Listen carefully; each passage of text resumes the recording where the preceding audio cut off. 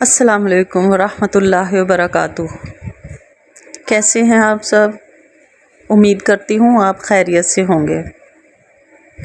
آج ہم جس موضوع پر بات کرنے جا رہے ہیں وہ موضوع ہے دوزخ۔ دوزخ ایک ایسا مقام ہے جسے اللہ تعالیٰ نے سزا یافتہ لوگوں کے لیے بنایا ہے۔ یہ جگہ گناہ گاروں، نافرمانوں اور سرکشوں کو سزا دینے کے لیے ہے۔ اس مقام پر اللہ تعالیٰ کا جبر اور قہر ہے، گویا کہ دوزخ اللہ تعالیٰ کی صفات، قہاری اور جباری کا مظہر ہے۔ عذاب دوزخ ایک حقیقت ہے۔ اس کی اصلیت سے انکار کرنا اسلام کے منافی ہے، بلکہ کفر میں شامل ہے۔ دوزخ کافروں اور مشرکوں کے لیے ہے، کیونکہ وہ اس میں ہمیشہ ہمیشہ رہیں گے۔ دوزخ بہت برا ٹھکانہ ہے۔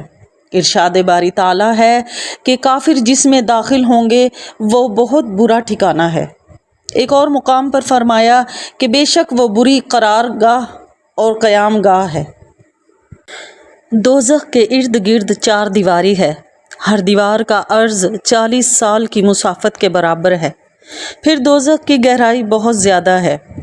صوفیہ کا قول ہے کہ دوزخ کی لمبائی اور چوڑائی کو خدا ہی بہتر جانتا ہے۔ حضرت ابو ہریرہ رضی اللہ تعالیٰ عنہ کا بیان ہے کہ ہم رسول خدا صلی اللہ علیہ وآلہ وسلم کی خدمت بابرکت میں بیٹھے ہوئے تھے کہ ہم نے کسی چیز کے گرنے کی آواز سنی۔ رسول اللہ صلی اللہ علیہ وآلہ وسلم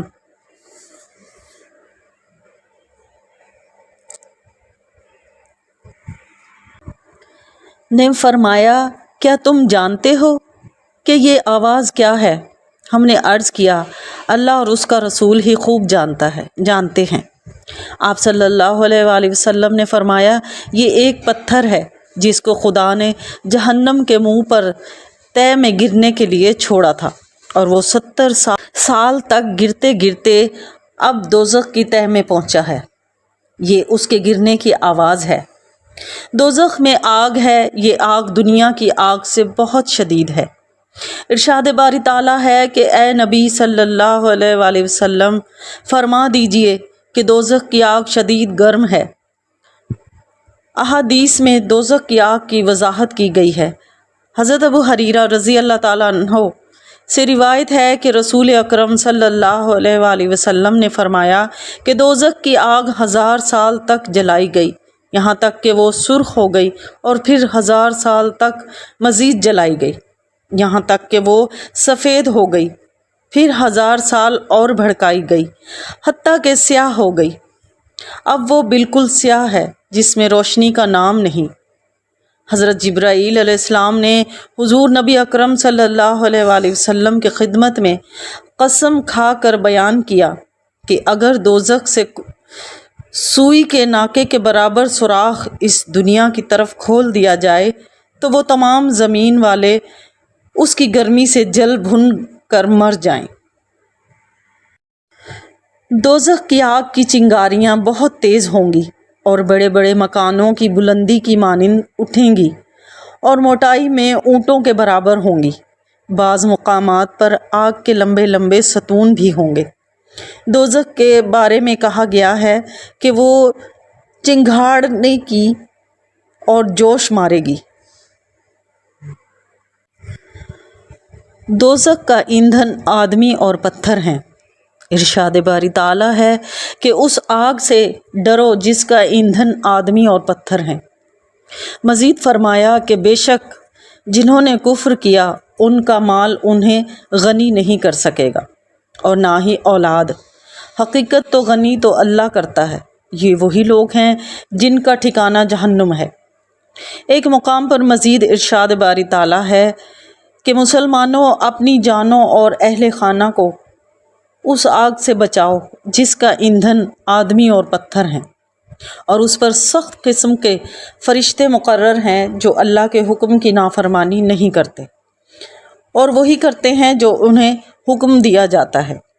گویا کہ جو بھی اللہ تعالیٰ کے علاوہ کسی اور کی پوجا کرتا ہے اسے دوزخ میں ڈالا جائے گا، جو اس میں ایندھن کے طور پر کام آئے گا۔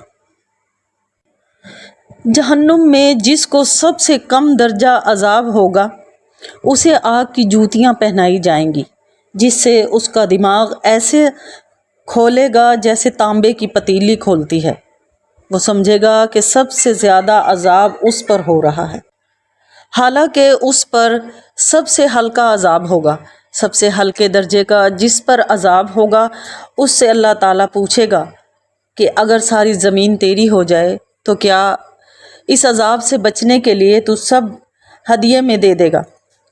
عرض کرے گا ہاں۔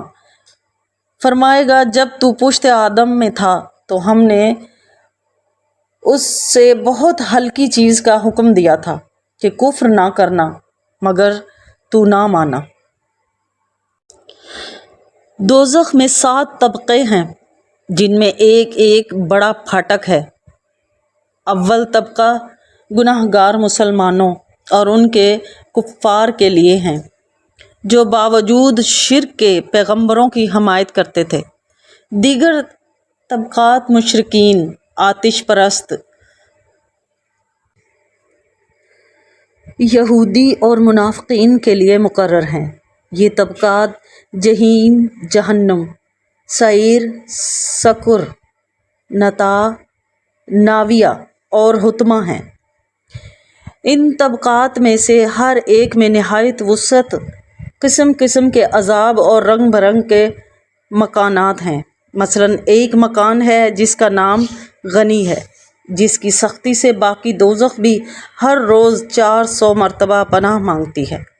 ایک اور مکان ہے جس میں بے انتہا سردی ہے، جس کو کوز محریر کہتے ہیں، اور ایک مکان ہے جس کو حب الحزن یعنی غم کا کنواں کہتے ہیں، اور ایک کنواں ہے جس کو تنیات الحبال یعنی زہر و پیپ کی کیچڑ کہتے ہیں۔